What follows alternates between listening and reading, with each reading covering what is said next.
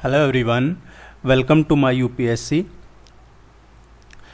यूपीएचसीएससी assistant professor के लिए हम रेगुलर प्रिपरेशन कर रहे हैं। दो तीन चीज़ें हैं जो अभी मैं बताना चाहूँगा, उसके बाद हम इसको कंटिन्यू करेंगे पार्ट 2 को।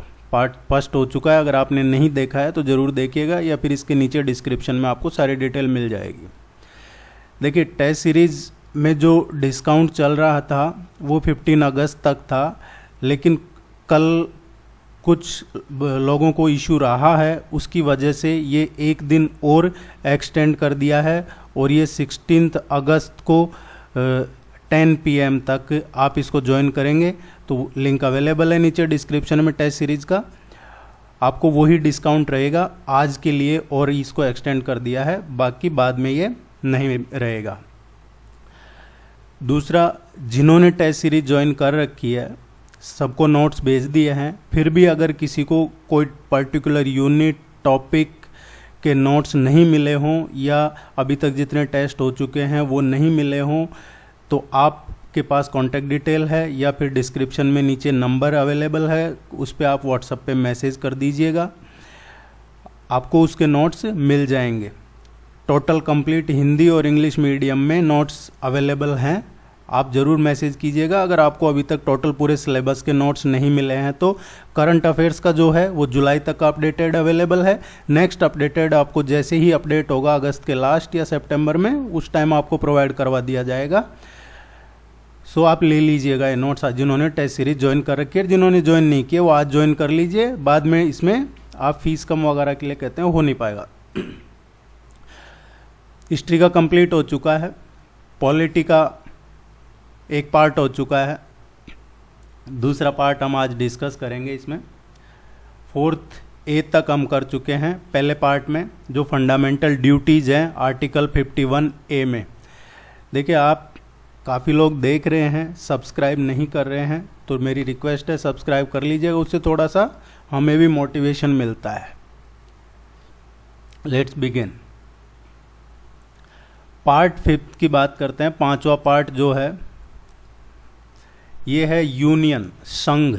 अब संघ में, इसमें यूनियन में क्या क्या आते हैं वो हम डिस्कस करेंगे, लेकिन इससे पहले जो पार्ट 5 है, कई बार देखिए आपके ऐसा भी क्वेश्चन पूछ लिया जाता है, पार्ट फर्स्ट दे दिया जाएगा, फिर उससे रिलेटेड आर्टिकल दिया जाएगा, पार्ट सेकंड, और इनको मैच करवाया जाएगा कि इनमें से कौन से सही है या कौन सा इनकरेक्ट है। तो आपको किस पार्ट में का आर्टिकल रेंज क्या है वो भी आपको ध्यान रखना है। पार्ट 5 में है जो आर्टिकल नंबर 52 से लेके और 151 तक है, आर्टिकल 52 से और 151 तक यूनियन में है, संघ भाग 5। अब इसमें पहला पार्ट जो है द प्रेसिडेंट। प्रेसिडेंट किस में है? पार्ट 5 में ही है, और हम सभी जानते हैं ये एग्जीक्यूटिव हेड होते हैं स्टेट के, और फर्स्ट सिटीजन भी होते हैं। ये पहले सिटीजन, पहले नागरिक कौन होते हैं? राष्ट्रपति होते हैं। जो 42वां संविधान संशोधन किया गया था उसमें ये था कि जो काउंसिल ऑफ मिनिस्टर्स है, देखिए दो चीज़ें आपको ध्यान रखनी है। एक तो 42वां संविधान संशोधन हुआ है इमरजेंसी के टाइम, इंदिरा जी के टाइम, और एक 44वां संविधान संशोधन हुआ है उसके बाद में। तो कुछ चीज़ें इसमें जोड़ी थी, उनको कुछ चीज़ों को इसमें हटा दिया था। राष्ट्रपति का जो ऑब्लिगेटरी पावर है वो इसमें से ऑब्लिगेटरी पावर ऐड किया था कि राष्ट्रपति है जो ऑब्लाइज करेंगे। ये 42वें संविधान संशोधन में ऐड किया था ऑब्लिगेटरी वर्ड, किस पे? जो काउंसिल ऑफ मिनिस्टर्स हैं उनके एडवाइस को एक्सेप्ट करेंगे, और ऑब्लिगेटरी वर्ड ऐड कर दिया था। लेकिन 44वां जो संविधान संशोधन हुआ है उसमें हटा दिया है इसको, ऑब्लिगेटरी वर्ड को अमेंड कर दिया था, ये ध्यान रखिएगा। जो प्रेसिडेंट है उनकी क्या क्वालिफिकेशन होनी चाहिए? सिटीजन होनी चाहिए। एज, कई बार कंफ्यूज हो जाते हैं, एज 35 ईयर एज होनी चाहिए, और कोई प्रॉफिट का पद नहीं हो, लोकसभा के जो मेंबर की एलिजिबिलिटी है वही होनी चाहिए, एज जरूर 35 ईयर होनी चाहिए। ये है इनका जो टेन्योर है प्रेसिडेंट का 5 साल होना चाहिए, अपर लिमिट कुछ भी नहीं है। टेन्योर 5 ईयर, और अपर लिमिट इसमें कुछ भी नहीं है, कितनी बार भी बन सकते हैं प्रेसिडेंट है जो। ये किस में लिखा हुआ है? आर्टिकल 57 में मेंशन है कि कोई अपर लिमिट नहीं है, कितनी बार भी प्रेसिडेंट बन सकते हैं। राष्ट्रपति जब अपना इस्तीफा देंगे, रेजिग्नेशन देंगे, तो वो किसको देंगे? अगर उनकी टर्म पूरी होने से पहले इस्तीफा देते हैं तो राष्ट्रपति वाइस प्रेसिडेंट को, उपराष्ट्रपति को अपना इस्तीफा देंगे। राष्ट्रपति की जो सैलरी है वो 5 लाख है अभी प्रेजेंट में पर मंथ। अगर प्रेसिडेंट नहीं है तो उस केस में जो प्रेसिडेंट ऑफिस है, राष्ट्रपति का ऑफिस है, वो कौन देखते हैं? Vice president as a president काम करते हैं, वाइस प्रेसिडेंट। उपराष्ट्रपति एज ए राष्ट्रपति काम करते हैं। अगर उपराष्ट्रपति भी अवेलेबल नहीं है तो जो चीफ जस्टिस ऑफ इंडिया है वो इस काम को देखते हैं। और अगर चीफ जस्टिस ऑफ इंडिया भी नहीं है तो जो सीनियर मोस्ट सुप्रीम कोर्ट के जज हैं वो प्रेसिडेंट ऑफ इंडिया की जैसे एक्ट करेंगे उस ऑफिस में। अब प्रेसिडेंट की बात हो रही है राष्ट्रपति की, तो पहले कौन से राष्ट्रपति थे ऑफिस में जिनकी डेथ हो गई थी? वो थे डॉक्टर जाकिर हुसैन। क्वेश्चन पूछा जाता है कई बार, कौन से राष्ट्रपति थे जिनकी उनके कार्यकाल में ऑफिस में डेथ हो गई थी? वो थे डॉक्टर जाकिर हुसैन। और उसके बाद दूसरे कौन थे? दूसरे थे फखरुद्दीन अली अहमद। फखरुद्दीन अली अहमद ये दूसरे थे जिनकी भी इनके टेन्योर ऑफिस टाइम पे ही डेथ हो गई थी।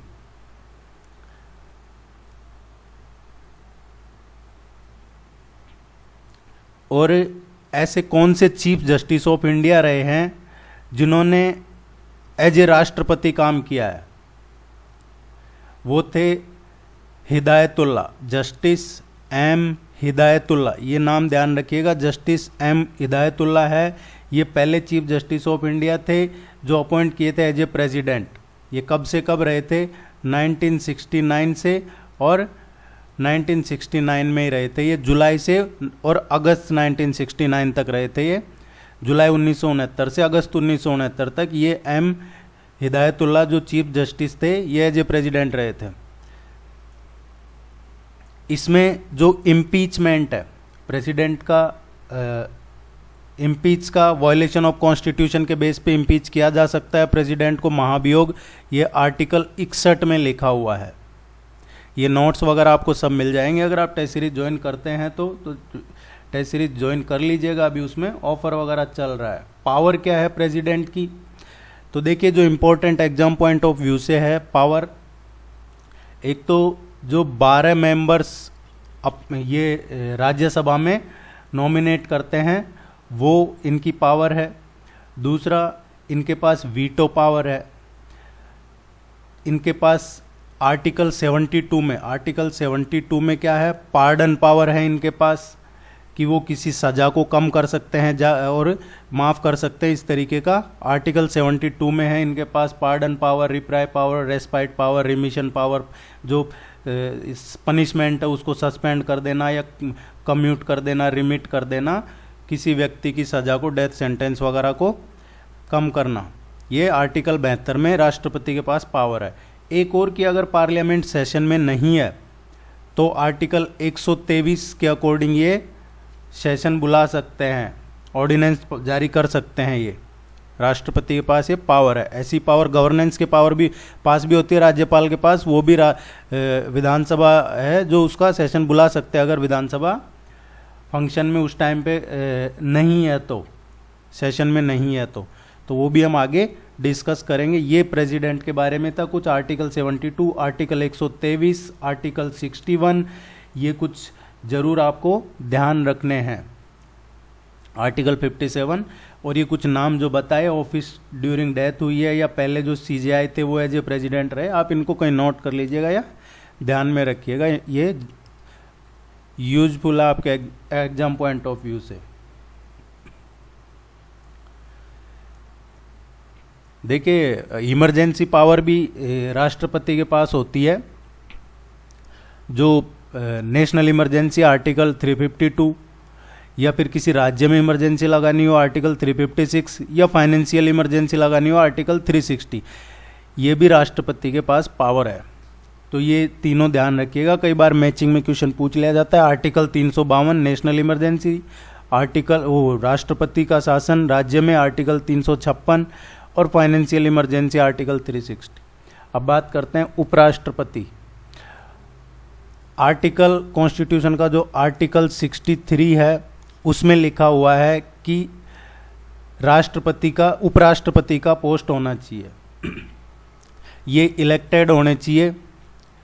जो अभी जगदीप धनखड़ साहब बने हैं वाइस प्रेसिडेंट, ये इलेक्ट हुए हैं।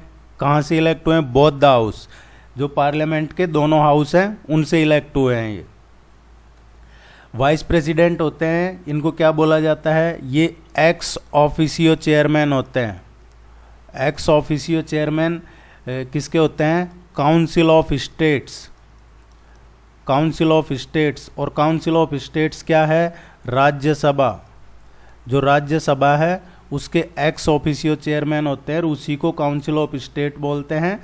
इसमें कंफ्यूज मत होइएगा, राज्यसभा है ये अपर हाउस है, लोकसभा है लोअर हाउस है। राज्यसभा को काउंसिल ऑफ स्टेट बोलते हैं और लोकसभा को पीपल्स हाउस बोलते हैं। ये जो लिखा है कि एक्स ऑफिसियो चेयरमैन होंगे उपराष्ट्रपति इसके राज्यसभा के, ये किस में मेंशन है? आर्टिकल नंबर 64 में। मैं इसलिए बता रहा हूँ ताकि आप एक एक को नोट करें या ध्यान में रखें, या फिर इसको सीरियसली याद रखें। जो उपराष्ट्रपति है उनकी सैलरी 4 लाख के अराउंड होती है पर मंथ। पहले उपराष्ट्रपति कौन थे देश के? पहले उपराष्ट्रपति थे doctor S Radhakrishnan. Doctor S Radhakrishnan ये पहले उपराष्ट्रपति थे। और पहले उपराष्ट्रपति कौन से थे? जिनकी ऑफिस टाइम पे ही, उनके कार्यकाल के दौरान ही डेथ हो गई थी, वो थे श्री कृष्णकांत। कृष्णकांत ये पहले उपराष्ट्रपति थे जिनकी इनके ऑफिस में कार्यकाल में डेथ हो गई थी। ये 1997 से और 2002 तक उपराष्ट्रपति रहे हैं देश के। ये वाइस प्रेसिडेंट से रिलेटेड कुछ इंपॉर्टेंट चीज़ें थी जो हमें ध्यान में रखनी है, आर्टिकल 63 और आर्टिकल 64।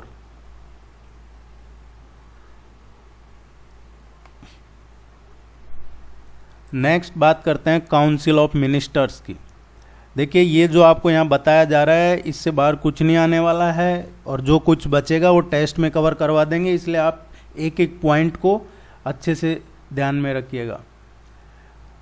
काउंसिल ऑफ मिनिस्टर्स जो है आर्टिकल 74 में है कि एक काउंसिल ऑफ मिनिस्टर्स और प्राइम मिनिस्टर जो हेड होंगे काउंसिल ऑफ मिनिस्टर के, वो एड और एडवाइज करेंगे किसको? प्रेसिडेंट को। प्रधानमंत्री और उनका जो मंत्री परिषद है वो आर्टिकल 74 में लिखा हुआ है कि प्रधानमंत्री मंत्री परिषद के हेड होंगे और वो राष्ट्रपति को इनको है जो एडवाइज करेंगे। दूसरा, जो अदर मिनिस्टर्स हैं वो भी अपॉइंट कौन करता है उनको? ये क्वेश्चन पूछा जाता है कई बार एग्जाम में कि जो अदर मिनिस्टर्स है कैबिनेट मिनिस्टर्स के अलावा भी उनको अपॉइंट कौन करता है? तो वो भी प्रेसिडेंट करते हैं प्राइम मिनिस्टर की एडवाइस पे। ये किस में लिखा हुआ है? अदर मिनिस्टर्स को अपॉइंट करते हैं प्रेसिडेंट प्राइम मिनिस्टर की सलाह पे। ये आर्टिकल 75 फर्स्ट में लिखा हुआ है।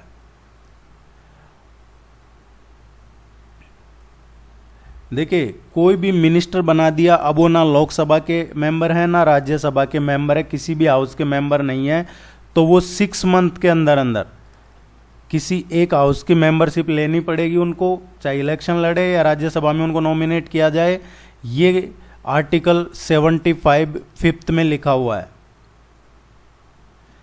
ये एक एक आर्टिकल इंपॉर्टेंट है, यहाँ से क्वेश्चन बनता है। इसमें एक चीज़ और आपको ध्यान में रखनी है, काउंसिल ऑफ जो मिनिस्टर्स है मंत्री परिषद, वो कलेक्टिवली रेस्पॉन्सिबल है किसके प्रति? लोकसभा के प्रति। इसमें कंफ्यूज नहीं होना है। मिनिस्टर्स की जो कलेक्टिव रेस्पॉन्सिबिलिटी होती है, काउंसिल ऑफ मिनिस्टर्स की कलेक्टिव रेस्पॉन्सिबिलिटी जो है लोकसभा के प्रति होती है। इसका मतलब क्या है? इसका मतलब ये है कि लोकसभा रिमूव कर सकती है council of ministers from their office by passing a no confidence motion. मतलब जो काउंसिल ऑफ मिनिस्टर्स हैं उनको रिमूव कर सकते हैं लोकसभा से नो कॉन्फिडेंस मोशन पास करके। आपने देखा होगा कई बार सरकार के खिलाफ नो कॉन्फिडेंस मोशन लाया जाता है लोकसभा में, वो आर्टिकल 75(3) में लिखा हुआ है सरकार गिराने का कि आप नो कॉन्फिडेंस में नहीं है सरकार, तो इस आर्टिकल के अकॉर्डिंग वो नो कॉन्फिडेंस मोशन लाया जाता है लोकसभा में। जो मिनिस्टर्स हैं ये रेस्पॉन्सिबल होते हैं, इनके डिपार्टमेंट के प्रति इनको हटाया जा सकता है, प्राइम मिनिस्टर की एडवाइस पे राष्ट्रपति इनको हटाते हैं, और ये इंडिविजुअल रेस्पॉन्सिबिलिटी होती है इनके डिपार्टमेंट के प्रति। हर मिनिस्टर की इनके डिपार्टमेंट के प्रति इंडिविजुअल रेस्पॉन्सिबिलिटी होगी, वो आर्टिकल 75(2) में लिखा हुआ है। ये तमाम आर्टिकल है, ध्यान में रखिएगा, सभी इंपॉर्टेंट है। नेक्स्ट देखते हैं प्राइम मिनिस्टर। प्राइम मिनिस्टर का देखते हैं, ये हेड ऑफ द गवर्नमेंट होते हैं, हेड ऑफ द जो काउंसिल ऑफ मिनिस्टर्स है, मंत्री परिषद उसके हेड होते हैं। ये राष्ट्रपति इनको अपॉइंट करते हैं, जो भी मेजोरिटी की पार्टी होती है लोकसभा में उनके ही प्रधानमंत्री बनते हैं। अगर किसी पार्टी के पास एब्सोल्यूट मेजोरिटी नहीं है, पूरी तरह पूर्ण बहुमत नहीं है लोकसभा में, तो राष्ट्रपति के पास ये डिस्क्रेशन है, पावर, कि वो अपनी चॉइस का प्रधानमंत्री चूज कर सकते हैं। ये किसके पास है? राष्ट्रपति के पास पावर है।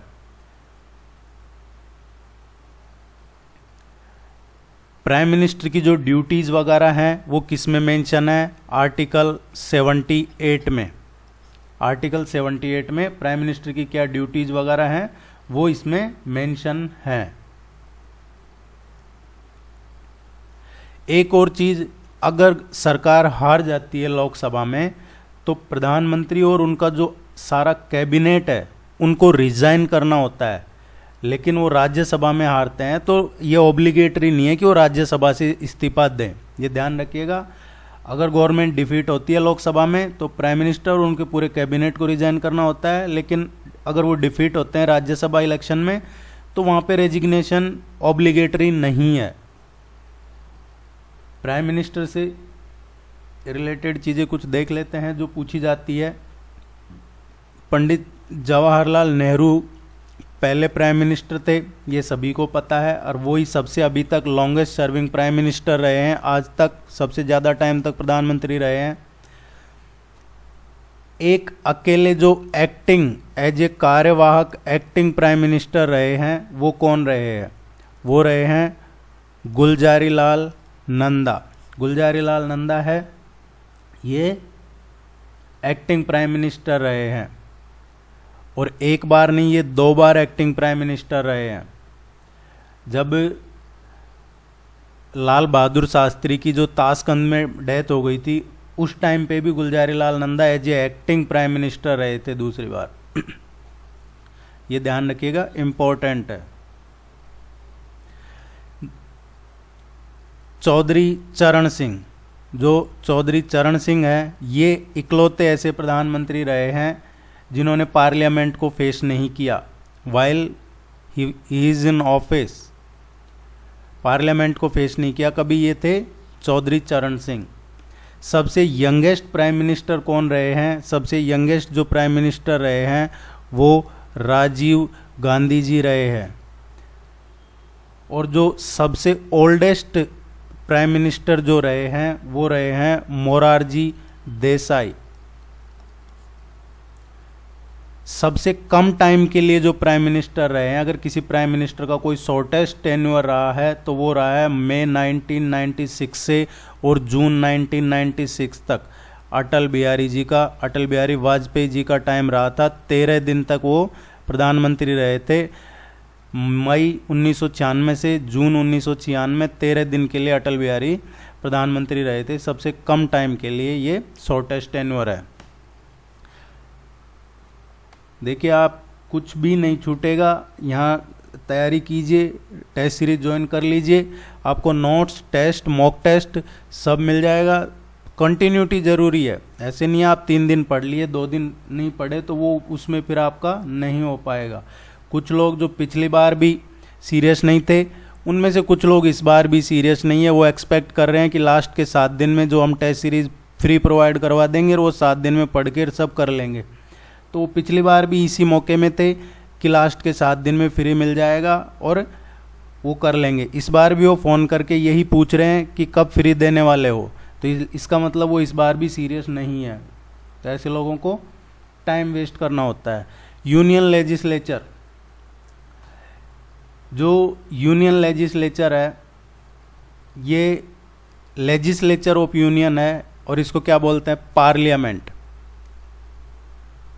देखिए पार्लियामेंट में क्या होता है, पार्लियामेंट का मतलब होता है राज्यसभा जो अपर हाउस है, काउंसिल ऑफ स्टेट, और जो लोकसभा है house of the people, Lok Sabha house of the people, और प्रेसिडेंट राष्ट्रपति, इसको बोला जाता है पार्लियामेंट। इन तीनों से को मिला के जो है वो पार्लियामेंट इनको बोला जाता है। ये कहाँ लिखा हुआ है, आर्टिकल 79 में लिखा हुआ है ये, और यही यूनियन लेजिस्लेचर है। लेजिस्लेचर ऑफ यूनियन का मतलब ही क्या है, पार्लियामेंट। इसमें कंफ्यूज नहीं होना यूनियन लेजिस्लेचर में और पार्लियामेंट में, राज्यसभा, लोकसभा, राष्ट्रपति, यह आर्टिकल 79। देखिए अभी एक पार्लियामेंट की प्रोसीडिंग के टाइम पे जो अभी रिटायर हुए हैं, जो उपराष्ट्रपति थे वेंकैया जी, उन्होंने एक नया सिस्टम कहें या फिर उन्होंने एक नई ट्रेडिशन शुरू किया था कि पहले तो क्या है कोई हिंदी या इंग्लिश में ही अपनी बात रखते थे पार्लियामेंट में, लेकिन वेंकैया जी ने ये शुरू किया था। ये कॉन्स्टिट्यूशन में मेंशन भी है कि कोई भी अपनी मदर टंग में भी हाउस में पार्टिसिपेट कर सकता है, मेंबर को अलाउ किया जा सकता है कि वो एड्रेस करे हाउस में उनकी जो मदर टंग है, मातृभाषा है, और ये तमाम बहुत सारे लोगों को वेंकैया जी ने अलाउ किया था। ये ध्यान रखिएगा। ये भी जो मोशन ऑफ थैंक्स था उनका, जो उसमें कई लोगों ने इसका जिक्र भी किया था। ये यूनियन लेजिस्लेचर है। अब बात करते हैं राज्यसभा की, काउंसिल ऑफ स्टेट्स। राज्यसभा है, अपर हाउस है। पहली मीटिंग राज्यसभा की कब हुई थी? पहली मीटिंग हुई थी राज्यसभा की 3 अप्रैल 1952 को। 3 अप्रैल 1952 को राज्यसभा की पहली मीटिंग हुई थी, पहली सीटिंग हुई थी। इसमें आर्टिकल 80 अनुच्छेद 80 में लिखा हुआ है कि इसमें 250 मेंबर होंगे, जिसमें से जो 238 है 238 मेंबर वो इनडायरेक्टली इलेक्टेड होंगे स्टेट या यूनियन टेरिटरीज से, जैसे अभी इलेक्शन हुए थे राज्यसभा के, और जो 12 मेंबर हैं वो एक्सपर्ट होंगे, अलग अलग art, literature, science, sports, social service वगैरह से होंगे 12 मेंबर।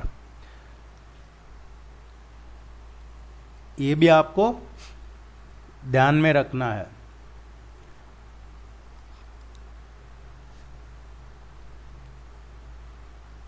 राज्यसभा क्या है? राज्यसभा को डिसॉल्व नहीं किया जा सकता, राज्यसभा को भंग नहीं किया जा सकता। ये परमानेंट है, परमानेंट हाउस है। Rajya Sabha is a permanent house और इसको डिसॉल्व नहीं किया जा सकता है। इसके जो मेंबर हैं उनका टेन्योर 6 साल का होता है। लोकसभा में 5 साल, राज्यसभा में 6 साल, और हर 2 साल में 1/3 मेंबर इनके उससे रिटायर हो जाते हैं राज्यसभा से। 1/3 मेंबर है जो रिटायर हो जाते हैं हर 2 साल में राज्यसभा से। ये किस में लिखा हुआ है कि हर 2 साल में 1/3 मेंबर राज्यसभा से रिटायर होंगे? ये आर्टिकल 83 में मेंशन है।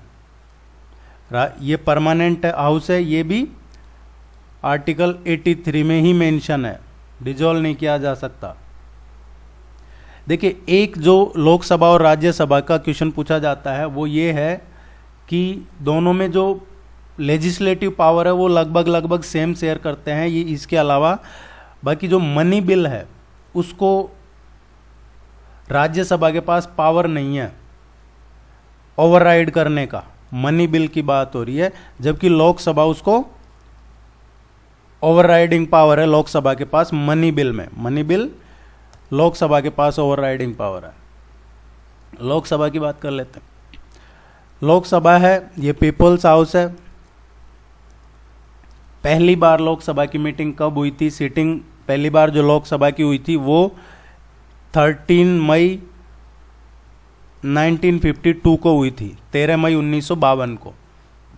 और अभी जो लोकसभा चल रही है वो 17वीं लोकसभा चल रही है, 17th कॉन्स्टिट्यूएंट लोकसभा है ये। पहले इसमें 2 एंग्लो इंडियन को किया जाता था, जो 530 स्टेट से, 20 यूनियन टेरिटरी से, 530 तो स्टेट से, 20 यूनियन टेरिटरी से, और जो 2 हैं वो नॉमिनेटेड किए जाते थे राष्ट्रपति के द्वारा, एंग्लो इंडियंस। अब वो एबॉलिश कर दिया है, ये ख़त्म कर दिया है। पहले 2, जैसे राज्यसभा में 12 मेंबर नॉमिनेट किए जाते थे, वैसे लोकसभा में 2 किए जाते थे एंग्लो इंडियन के, ये ख़त्म हो गया है। अब ये एंग्लो इंडियन नहीं किए जाते हैं राष्ट्रपति के द्वारा नॉमिनेट।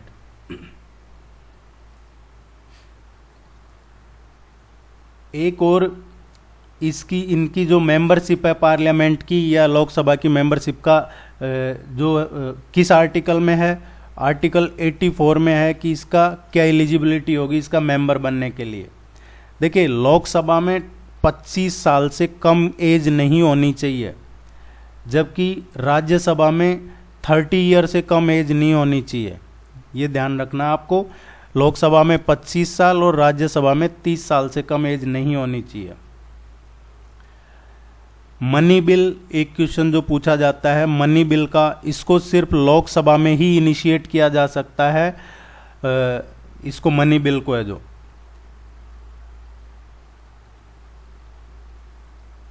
मनी बिल को सिर्फ लोकसभा में ही इनिशिएट किया जा सकता है। कई बार पूछा जा सकता है कि money bill can be initiated only in house of people या फिर काउंसिल ऑफ स्टेट्स। तो जो काउंसिल ऑफ स्टेट है उसमें मनी बिल को इनिशिएट नहीं किया जा सकता, लोकसभा में ही किया जा सकता है। और 14 दिन का रिकंसिडरेशन राज्यसभा में जाने के बाद राज्यसभा मैक्सिमम 14 दिन का रिकंसिडरेशन दे सकता है, इससे ज़्यादा नहीं। आर्टिकल 111 मनी बिल, इसमें लिखा हुआ है कि इसको रिटर्न नहीं कर सकते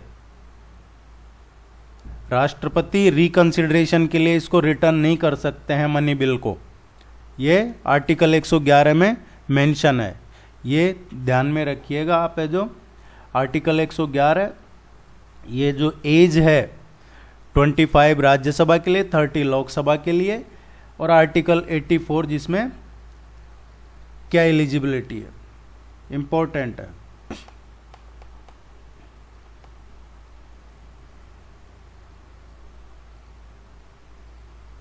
सुप्रीम कोर्ट की बात करते हैं।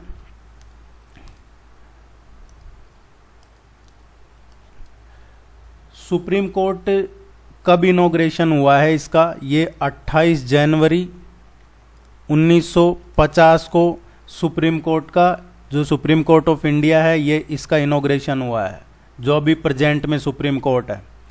देखिए, इसमें डिवीजन बेंच होती है, कॉन्स्टिट्यूशनल बेंच होती है, लार्ज बेंच होती है, ये इस तरीके से होती है। जिसमें 2 या 3 जज होते हैं वो डिवीजन बेंच होती है। कॉन्स्टिट्यूशनल बेंच क्या है? जिसमें 5 या 5 से ज़्यादा जो जजेज होते हैं उसको कॉन्स्टिट्यूशनल बेंच या लार्ज बेंच बोलते हैं। ये ध्यान में रखना आपको। सुप्रीम कोर्ट के जो जस्टिस है, जजेज हैं, इनका अपॉइंटमेंट कौन करता है? राष्ट्रपति करते हैं इनका अपॉइंटमेंट। और इनके रिटायरमेंट की एज क्या होती है? 65 ईयर। सुप्रीम कोर्ट के जज के रिटायरमेंट की एज होती है 65 ईयर। क्वालिफिकेशन, कौन सुप्रीम कोर्ट का जज बन सकते हैं? वो है सिटीजन ऑफ इंडिया होने चाहिए। हाई कोर्ट में कम से कम 5 साल का एक्सपीरियंस हो, या इसमें जो एडवोकेट रहे हों, एक तो या तो जज रहे हों हाई कोर्ट में 5 साल, या फिर हाई कोर्ट में ही 10 साल तक एडवोकेट रहे हों, एटलीस्ट 10 साल एडवोकेट रहे हों ये, या फिर वो एक डिस्टिंग्विश ज्यूरिस्ट हो, किसकी ओपिनियन के अकॉर्डिंग, राष्ट्रपति की ओपिनियन के अकॉर्डिंग वो डिस्टिंग्विश ज्यूरिस्ट रहे हों, वो भी सुप्रीम कोर्ट के जज बन सकते हैं। इनकी जो मिनिमम एज है सुप्रीम कोर्ट के जजेज की, वो कॉन्स्टिट्यूशन में कहीं भी नहीं है। जजेज का जो कहते हैं जुडिशरी, इंडिपेंडेंट जुडिशरी, वो किस में लिखा हुआ है, आर्टिकल 125 में मेंशन है, इंडिपेंडेंस ऑफ जजेज। सुप्रीम कोर्ट के जो चीफ जस्टिस है उनकी सैलरी 2.8 लाख पर मंथ होती है, अदर जो जजेज हैं उनकी 2.5 लाख पर मंथ होती है।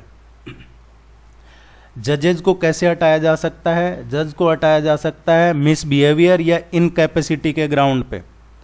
इम्पीचमेंट लाया जाता है पार्लियामेंट में, दोनों हाउस में, और उसमें टोटल मेजोरिटी होनी चाहिए, 2/3 मेजोरिटी जो प्रेजेंट है, वोटिंग है, टोटल मेजोरिटी का 2/3 मेजोरिटी जो प्रेजेंट और वोट कर रहे हैं, उससे ही रिजोल्यूशन लाके हटाया जा सकता है। अभी तक 2 जजेज के खिलाफ देश में इसमें पार्लियामेंट में इम्पीचमेंट महाभियोग लाया गया है। पहले जो थे वी रामास्वामी को 1993 में हटाया गया था महाभियोग लाके पार्लियामेंट में। देखिए वी रामास्वामी पे क्या था, ये हरियाणा पंजाब के जज थे उस टाइम पे, तो इन पे जो इनका ऑफिशियल रेजिडेंस है उसमें एक्स्ट्रा खर्चा दिखाने का आरोप लगा था। और ये जो वी रामास्वामी है, इनके वकील उस टाइम पे शायद कपिल सिब्बल साहब थे, कपिल सिब्बल इनके लॉयर रहे थे। दूसरे 2011 में जो सौमित्र सेन थे उनको हटाया गया था, ये कलकत्ता हाईकोर्ट के जज थे, इनको हटाया गया था महाभियोग लाकर। सो ये 2 नाम ध्यान में रखिएगा। एक और सिक्किम के थे, उनको महाभियोग हटाने का महाभियोग शुरू करते उससे पहले उन्होंने इस्तीफा दे दिया था। सुप्रीम कोर्ट के पास है जो कुछ पावर होती है, ओरिजिनल ज्यूरिडिक्शन पावर है या और जो ज्यूरिडिक्शन पावर है उनकी बात करते हैं। देखिए जो ओरिजिनल ज्यूरिडिक्शन पावर है सुप्रीम कोर्ट का, उसका मतलब क्या है, आपने सुना होगा सुप्रीम कोर्ट है जो ओरिजिनल, एफिलिएट, एडवाइजरी और रिट ज्यूरिडिक्शन पावर। ये ध्यान में रख लीजिएगा, ओरिजिनल, एफिलिएट, एडवाइजरी और रिट ज्यूरिडिक्शन है सुप्रीम कोर्ट के पास। ये ज्यूरिडिक्शन से सुप्रीम कोर्ट के अधिकार में है ये चीज़ें। जो ओरिजिनल ज्यूरिडिक्शन है उसमें राज्य और किसी स्टेट के बीच में, सेंटर और किसी स्टेट के बीच में डिस्प्यूट होता है, वो ओरिजिनल डिस्प्यूट है, वो सुप्रीम कोर्ट में जाता है। 2 या 2 से अधिक राज्य और एक तीसरे राज्य के साथ डिस्प्यूट होता है, वो भी सुप्रीम कोर्ट में जाता है, ओरिजिनल ज्यूरिडिक्शन। डिस्प्यूट है, डिस्प्यूट सेंटर और किसी स्टेट एक साइड पे और 2 या 2 से ज़्यादा स्टेट एक साइड पे, तो भी सुप्रीम कोर्ट में जाता है। तो आप समझ गए होंगे एपिलिएट ज्यूरिडिक्शन। और ये जो 2 या 2 से ज़्यादा स्टेट हैं उनके बीच में आपस में जो डिस्प्यूट है वो कहाँ मेंशन है, आर्टिकल 131। ये ध्यान रखिएगा, इंपॉर्टेंट है। 2 या ज़्यादा स्टेट्स के बीच में डिस्प्यूट, आर्टिकल 131 में। एपिलेट ज्यूरिडिक्शन का मतलब क्या होता है, एपिलेट ज्यूरिडिक्शन का मतलब है कि आप जो लोअर कोर्ट है उससे केस आपका सुप्रीम कोर्ट में आपने अपील कर दी, हाई कोर्ट में नहीं बात बन रही है तो आप सुप्रीम कोर्ट में जाके अपील कर रहे हैं, वो एपिलेट ज्यूरिडिक्शन हो जाता है। एडवाइजरी ज्यूरिडिक्शन क्या है कि सुप्रीम कोर्ट है जो राष्ट्रपति को एडवाइजरी ज्यूरिडिक्शन लीगल मैटर्स पे प्रेसिडेंट को एडवाइज करते हैं। ये कहाँ लिखा हुआ है कि सुप्रीम कोर्ट है जो राष्ट्रपति को लीगल मैटर्स में एडवाइज करेंगे, ये आर्टिकल 143 में लिखा हुआ है। क्या लिखा है, एडवाइजरी ज्यूरिडिक्शन का लीगल मैटर्स पे। एक और जो कई बार एग्जाम में पूछा जाता है, आर्टिकल 129। आर्टिकल 129 क्या है, आर्टिकल 129 है कि supreme court is a court of record. Court of record है, कोर्ट ऑफ रिकॉर्ड, ये ध्यान में रखिएगा, ये आर्टिकल 129 में लिखा हुआ है।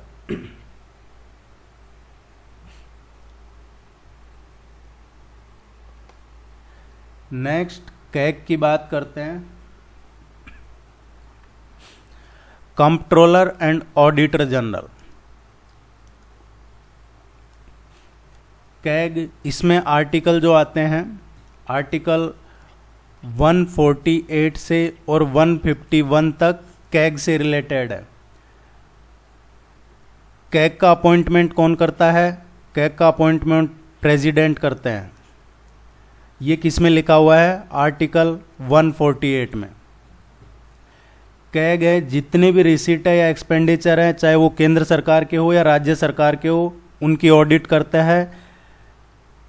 कैग एक्सटर्नल ऑडिटर भी होते हैं इसके, गवर्नमेंट ओन्ड कंपनी जो हैं उनके भी।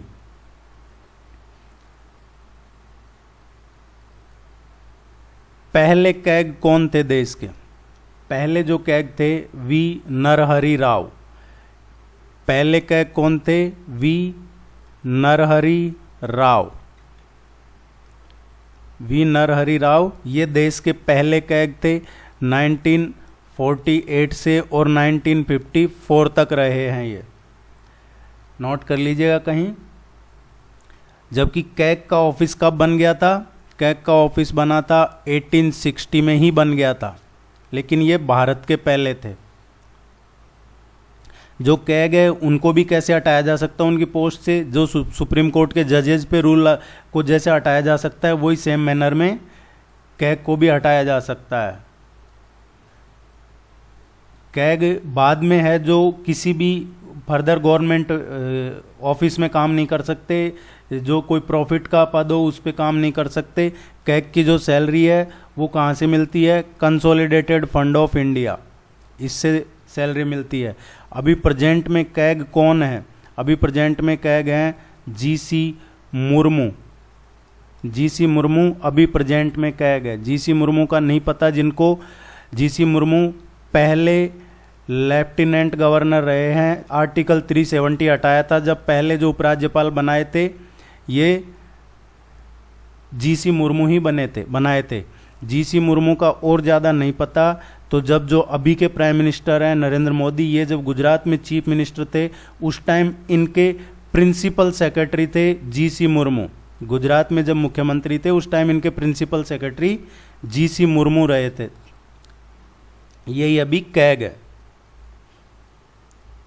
और ये सिर्फ इंडिया के ही नहीं, यूनाइटेड नेशन और जो एशिया है उसकी भी जो ऑडिटर हैं उसके चेयरमैन यही है जीसी मुर्मू। यूनाइटेड नेशन का जो एक्सपेंडिचर या फिर एशिया का है उसके चेयरमैन यही है जीसी मुर्मू। एक्सटर्नल ऑडिटर वगैरह, तो ये ध्यान रखना।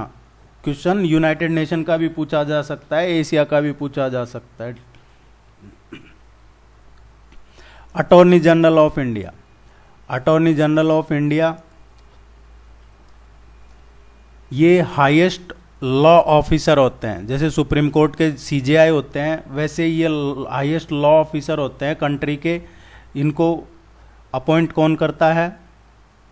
राष्ट्रपति अपॉइंट करते हैं। और ये किस में मेंशन है? आर्टिकल 76 में, कि एक अटॉर्नी जनरल की पोस्ट होगी, हाईएस्ट लॉ ऑफिसर होंगे वो कंट्री के, और उनका अपॉइंटमेंट राष्ट्रपति करेंगे। ये article 76 of the Indian constitution में मेंशन है। पहले अटॉर्नी जनरल कौन थे? पहले अटॉर्नी जनरल देश के थे MC सेतलवाड़। MC सेतलवाड़ ये पहले अटॉर्नी जनरल थे आज़ाद देश के। 1950 से और 63 तक 13 साल ये रहे हैं। और अभी प्रेजेंट में अटॉर्नी जनरल कौन है? के वेणुगोपाल। के वेणुगोपाल अभी प्रेजेंट में है, जो इंडिया के अटॉर्नी जनरल है। इनकी क्वालिफिकेशन क्या होती है? होनी चाहिए अटॉर्नी जनरल की क्वालिफिकेशन भी वही होती है सेम जो सुप्रीम कोर्ट के जज की होती है, वही क्वालिफिकेशन इनमें होनी चाहिए। फर्क इतना है कि जो अटॉर्नी जनरल ऑफ इंडिया है ये पार्लियामेंट की प्रोसीडिंग्स में हिस्सा ले सकते हैं। ये बहुत इंपॉर्टेंट है, ध्यान में रखिएगा। Attorney general can participate in the proceedings of the parliament, लेकिन ये वोट नहीं कर सकते वहाँ, without right to vote. Parliament में हिस्सा ले सकते हैं लेकिन वोट नहीं कर सकते, और ये आर्टिकल 88 में लिखा है। Attorney general of India. Part जो 5th है वो कंप्लीट हो चुका है, तो आपको समझ में आ गया होगा। ये सब चीज़ें जो अब तक हम पढ़ रहे थे ये संविधान के भाग 5 में थी, चाहे वो कैग हो, अटॉर्नी जनरल हो, सुप्रीम कोर्ट हो, प्रेसिडेंट हो, प्राइम मिनिस्टर हो, काउंसिल ऑफ मिनिस्टर्स हो, ये जितना भी हमने अभी पढ़ा है ये सब संविधान का भाग 5 था। राज्यसभा, लोकसभा, ये सब, ताकि आप कंफ्यूज ना हो। अब देखते हैं पार्ट 6 द स्टेट्स, और उसमें देखते हैं गवर्नर। राज्यों की बात हो रही है, इसमें कौन से आर्टिकल हैं? पार्ट 6 है वो आर्टिकल 152 से और 237 तक। मैं फिर कह रहा हूँ, मैचिंग का क्वेश्चन पूछ लिया जाता है, इसलिए ध्यान रखिएगा। पार्ट 6 कहाँ है? आर्टिकल 152 से और 237 तक है। गवर्नर ये कॉन्स्टिट्यूशनल, जैसे प्रेसिडेंट होते हैं देश के, वैसे राज्य में कॉन्स्टिट्यूशनल ऐड होते हैं स्टेट के गवर्नर। ये किस में, कौन से आर्टिकल में लिखा हुआ है? आर्टिकल 153 में लिखा हुआ है, governor is the constitutional head of the state and the same governor can act as governor of more than one state. एक राज्यपाल एक या एक से ज्यादा राज्यों के भी राज्यपाल बनाए जा सकते हैं। गवर्नर का अपॉइंटमेंट राष्ट्रपति करेंगे। ये किसमें? ये आर्टिकल 153 में लिखा हुआ है, 155 में। इनके अपॉइंटमेंट का जो है राष्ट्रपति अपॉइंट करेंगे। किस बेस पे? ये आर्टिकल 155 में है। आर्टिकल 156 में क्या लिख रखा है कि जब तक राष्ट्रपति चाहेंगे जब तक वो गवर्नर बने रहेंगे। आर्टिकल 161 ये भी गवर्नर से रिलेटेड ही है। इसमें क्या है? आपने देखा होगा आर्टिकल 72 में राष्ट्रपति के पास पार्डन पावर थी, किसी की सजा कम करना, डेथ पेनल्टी या उसको माफ करना। सेम आर्टिकल 161 में है, गवर्नर के पास भी पावर है कि अगर कोई कन्विक्टेड है स्टेट लॉ के अंडर तो उसको पार्डन किया जा गवर्नर कर सकते हैं, रिप्राइव कर सकते हैं, रिमिशन कर सकते हैं, पनिशमेंट टू किसी पर्सन की जो कन्विक्टेड है अंडर द स्टेट लॉ। तो आर्टिकल 161 है। राष्ट्रपति के पास आर्टिकल 72 है, 72। एक और जो इंपॉर्टेंट चीज है आर्टिकल 163, इसमें डिस्क्रेशनरी पावर है, पावर्स के बारे में बात की गई है, गवर्नर की डिस्क्रेशनरी पावर्स के बारे में, जो इवन राष्ट्रपति के पास भी नहीं है। और कोर्ट उन पे ये जो डिस्क्रेशनरी पावर है राज्यपाल की, इन पे कोर्ट कोई क्वेश्चन भी नहीं कर सकता।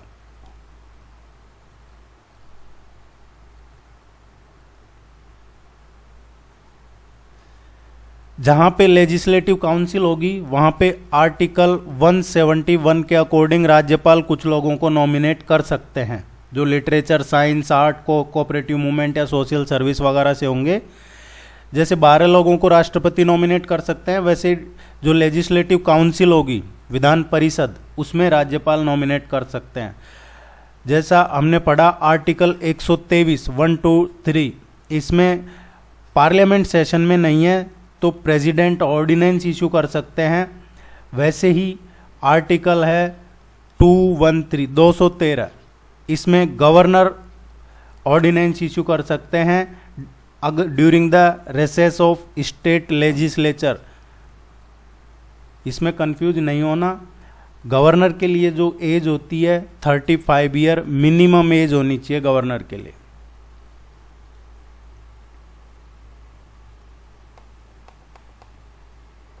स्टेट लेजिस्लेचर की बात करते हैं। जैसे काउंसिल ऑफ मिनिस्टर्स था वैसे ही स्टेट लेजिस्लेचर है। इसमें आर्टिकल 163 में लिखा है कि जो स्टेट में काउंसिल ऑफ मिनिस्टर्स होंगे, दे एड एंड एडवाइज किसको? गवर्नर को। यह आर्टिकल 163 में है।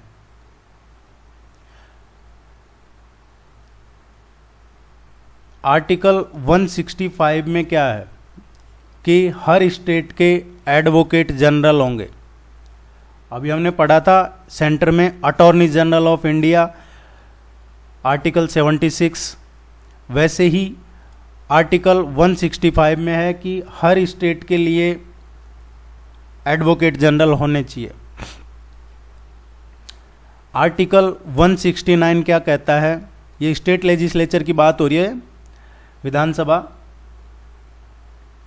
आर्टिकल 169 किसी भी स्टेट में कोई नई विधान परिषद बनाया जा सकता है इसके अकॉर्डिंग, या किसी विधान परिषद को खत्म किया जा सकता है।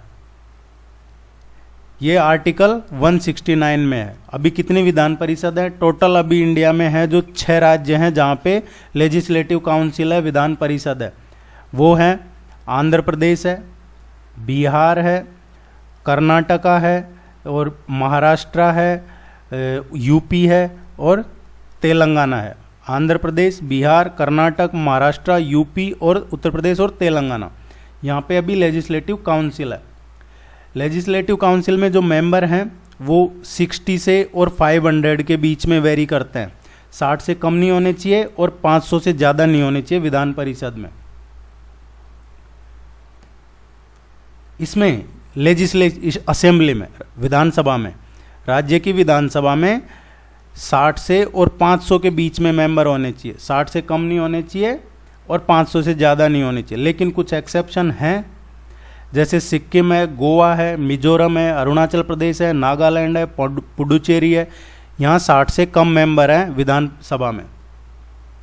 ऐसे जो विधान परिषद है, लेजिस्लेटिव काउंसिल, उसमें भी स्ट्रेंथ है जो एक तो फिक्स है कि 1/3 से ज़्यादा नहीं होनी चाहिए। जो विधानसभा है उसकी 1/3 से ज़्यादा नहीं होनी चाहिए विधान परिषद में, और जो मिनिमम है वो 40 फिक्स कर रखी है कि 40 मिनिमम है।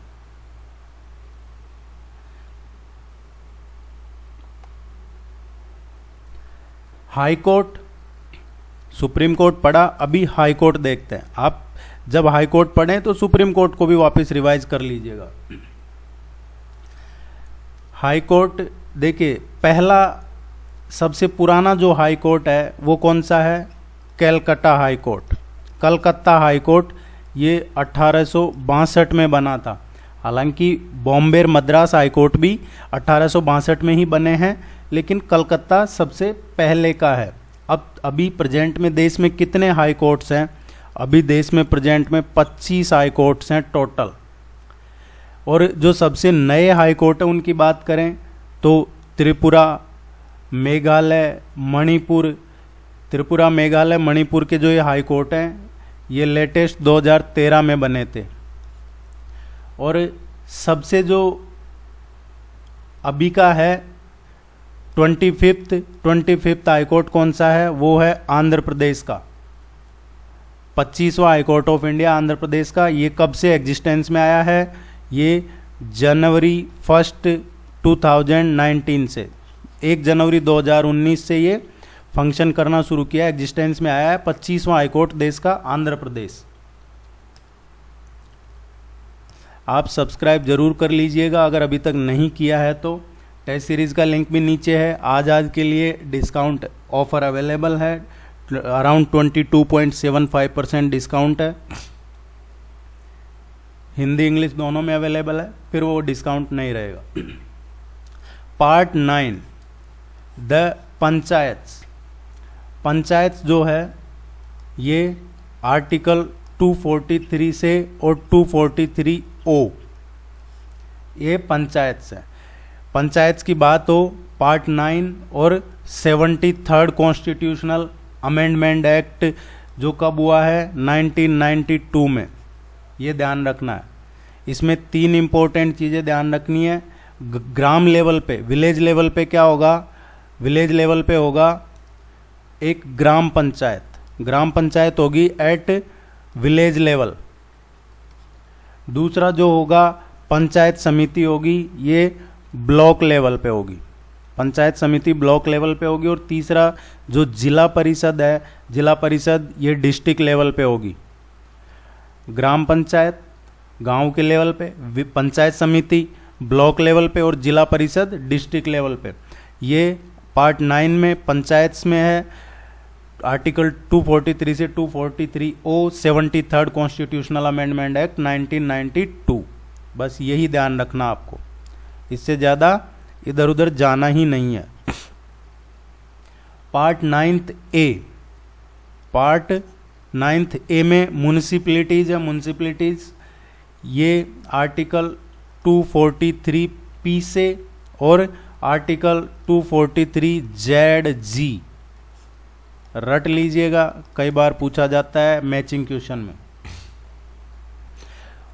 पंचायत 73rd अमेंडमेंट एक्ट था, ये 74th कॉन्स्टिट्यूशनल अमेंडमेंट एक्ट हुआ था 1992 में, उसमें ये म्यूनिसिपैलिटीज़ बनाई गई थी। 3 तरह का इसमें सिस्टम था म्यूनिसिपैलिटीज़ में, जैसे उसमें भी 3 टायर सिस्टम था, इसमें भी 3 टाइप की लोकल बॉडीज़ है, urban local bodies. Urban local bodies इसमें 3 टाइप की कौन सी है? एक तो नगर पंचायत, दूसरा म्युनिसिपल काउंसिल और तीसरा म्युनिसिपल कॉरपोरेशन। म्युनिसिपल काउंसिल और म्युनिसिपल कॉरपोरेशन, ये ध्यान रखना आपको। नगर पंचायत, म्युनिसिपल काउंसिल और म्युनिसिपल कॉरपोरेशन, ये 74th constitutional amendment act 1992।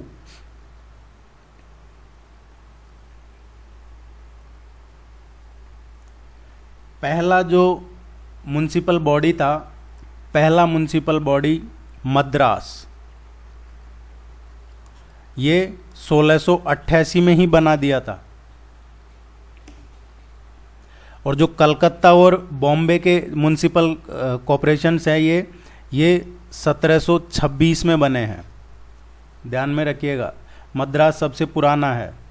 Municipal जो कॉरपोरेशन है, इनकी पॉपुलेशन होती है ग्रेटर देन 1 मिलियन, 10 लाख से ज़्यादा आबादी। और जो नगर पंचायत है, अर्बन एरियाज में 30,000 से ज़्यादा और 1 लाख से कम।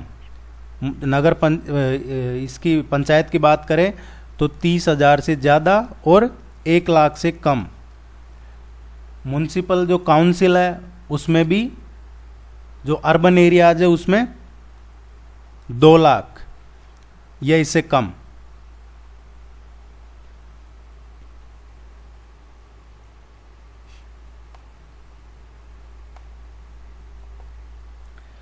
अब बात करते हैं पार्ट 11 की। देखिए, जो आपके एग्जाम पॉइंट ऑफ व्यू से इंपॉर्टेंट है वो ही पढ़ेंगे, उसके अलावा और कुछ नहीं। लक्ष्मीकांत नहीं पढ़ने बैठ जाएंगे यहाँ पे, आपके लिए इंपॉर्टेंट नहीं है। यूनियन और स्टेट के बीच में रिलेशन, ये कहाँ मेंशन है? ये मेंशन है आर्टिकल 245 से और 263 में। इसमें है स्टेट और यूनियन के बीच में लेजिस्लेटिव रिलेशन होंगे, एडमिनिस्ट्रेटिव रिलेशन होंगे और फाइनेंशियल रिलेशन होंगे। लेजिस्लेटिव, एडमिनिस्ट्रेटिव और फाइनेंशियल रिलेशन होंगे। जो आपके एग्जाम पॉइंट ऑफ व्यू से इंपॉर्टेंट आर्टिकल है, आर्टिकल 262 है। इसमें क्या है? इंटर स्टेट रिवर डिस्प्यूट, एक या एक से ज़्यादा राज्यों के बीच में जो रिवर डिस्प्यूट है, इंटर स्टेट रिवर डिस्प्यूट या रिवर वैलीज, या आर्टिकल 262 में है। एक और जो आपके लिए एग्जाम पॉइंट ऑफ व्यू से इंपॉर्टेंट है, आर्टिकल 263। 263 क्या है? Inter state council. Inter state council किस में है? आर्टिकल 263 में। पार्ट 12, इसमें क्या है? 12वें भाग में फाइनेंस, प्रॉपर्टी, कॉन्ट्रैक्ट, शूट्स, इसमें खर्चे का जो भी खर्चा है उसका लेखा जोखा है, इनकम, खर्चा इसका। इसमें 2 चीज़ें ध्यान रखनी है आपको। पार्ट 12 में आर्टिकल 266 और article 267 consolidated fund of India और contingency fund of India. Consolidated और कॉन्टीजेंसी फंड, ये आपको ध्यान में रखने हैं।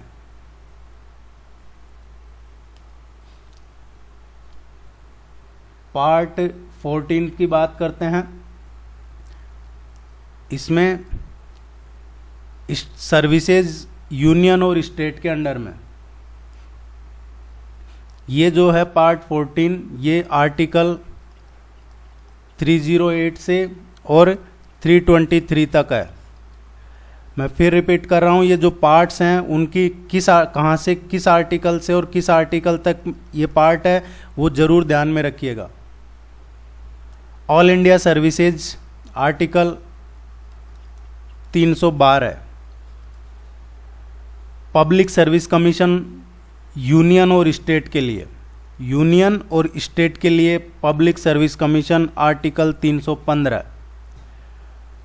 पहला जो पब्लिक सर्विस कमीशन सेटअप हुआ था वो 1926 में सेटअप हुआ था।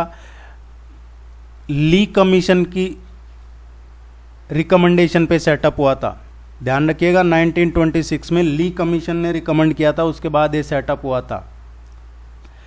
और जो गवर्नमेंट ऑफ इंडिया एक्ट है 1935, उसमें क्या मेंशन है, उसमें एक तो फेडरल सिस्टम था और एक प्रोविंशियल सिस्टम था। फेडरल सिस्टम और प्रोविंशियल सर्विस कमीशन दो हुआ करते थे। ध्यान रखना, पूछा जाता है। यूपीएससी की बात करते हैं, आपके UPSC, state PSC, finance commission, election commission, इनसे क्वेश्चन बनते हैं, पूछे भी जाएंगे। यूपीएससी है और स्टेट पीएससी, ये हर राज्य में एक स्टेट पीएससी होना चाहिए। इनका अपॉइंटमेंट है यूनियन के लिए। यूनियन के लिए जो अपॉइंटमेंट का काम है वो प्रेसिडेंट करेंगे। जो स्टेट में जो पीएससी है उसके जो अपॉइंटमेंट का काम है वो गवर्नर करते हैं, राज्यपाल।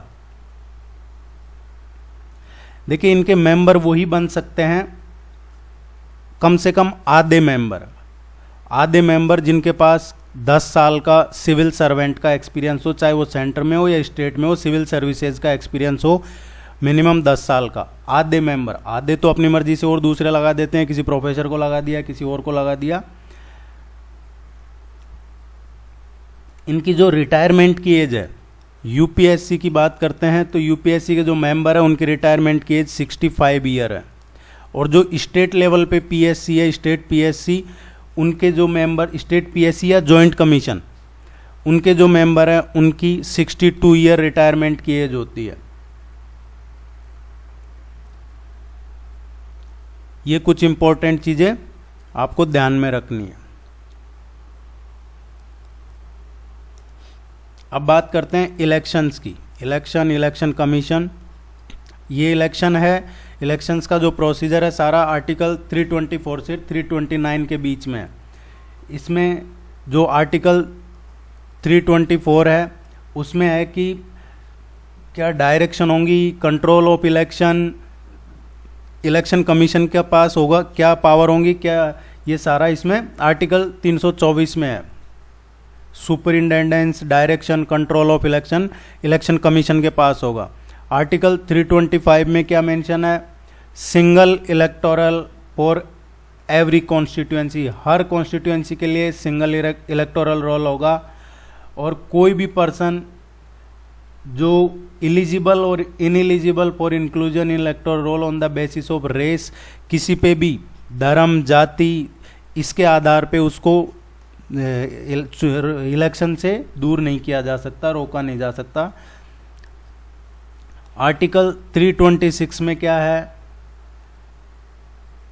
हर आदमी जो 18 साल का जो जिक्र है इलेक्शन का, 18 साल का वोटिंग का राइट्स है, वो इसी में दे रखा है। एडल्ट सफरेज बोलते हैं उसको, वो आर्टिकल 326 में ही है कि 18 साल का जो सिटीजन है इंडियन वो पार्टिसिपेट करेगा इलेक्शन में। इलेक्शन कमीशन,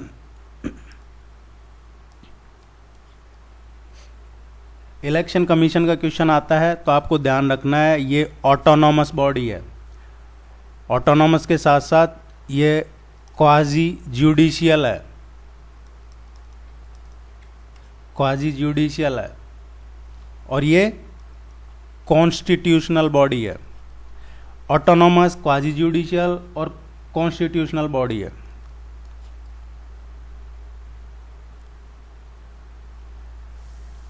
जो इलेक्शन कमीशन ऑफ इंडिया है, इलेक्शन कमीशन, ये कब एस्टाब्लिश हुआ है?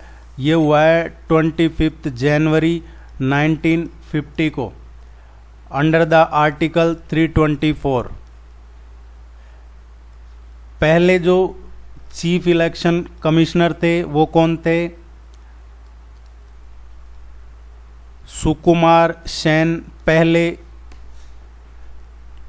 चीफ इलेक्शन कमिश्नर थे। मुख्य चुनाव आयुक्त पहले कौन थे? पहले थे सुकुमार सेन। इलेक्शन कमीशन का आर्टिकल 324 के अकॉर्डिंग एस्टेब्लिशमेंट हुआ था, ये ध्यान रखना। Planning commission, planning commission planning commission की स्थापना हुई थी मार्च 1950 को। ये गवर्नमेंट ऑफ इंडिया का जो यूनियन कैबिनेट है उसकी एग्जीक्यूटिव रिजोल्यूशन था, और जो एडवाइजरी प्लानिंग बोर्ड है उसकी रिकमेंडेशन पे 1946 में इसको कॉन्स्टिट्यूएट किया गया था। और उसके चेयरमैन कौन थे? ये ध्यान रखना आपको। प्लानिंग कमीशन मार्च 1950 में एस्टेब्लिश हुआ है by an executive resolution of the government of India on the recommendation of advisory planning board. Advisory planning board की रिकमेंडेशन पे प्लानिंग कमीशन बना था, और 1946 में ये कमीशन बना, इसको रिकमेंड किया था। और उस जो एडवाइजरी प्लानिंग बोर्ड था उसके चेयरमैन थे के.सी. नियोगी। अब प्लानिंग कमीशन है उसको रिप्लेस कर दिया गया है नीति आयोग से।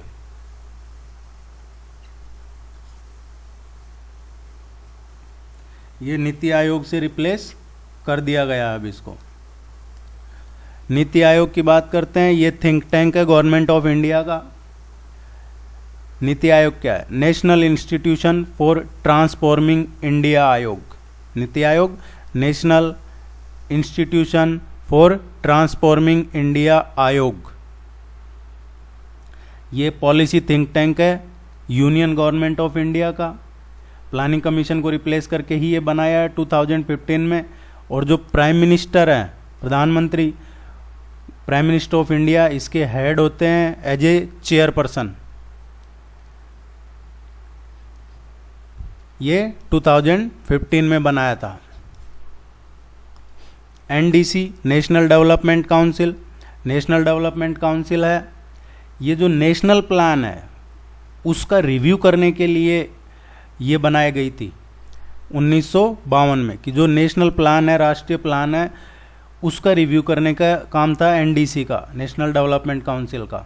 और प्राइम मिनिस्टर इसके एक्स ऑफिशियो चेयरमैन हुआ करते थे एनडीसी के। ये क्या थी? ये एक तो एक्स्ट्रा कॉन्स्टिट्यूशनल थी और एक्स्ट्रा लीगल थी। इसमें एक्स्ट्रा ही एक्स्ट्रा था, इसीलिए इसको भी ख़त्म कर दिया है, अबोलिश कर दिया है। और अबोलिश करके रिप्लेस कर दिया नीति आयोग आ गया। अब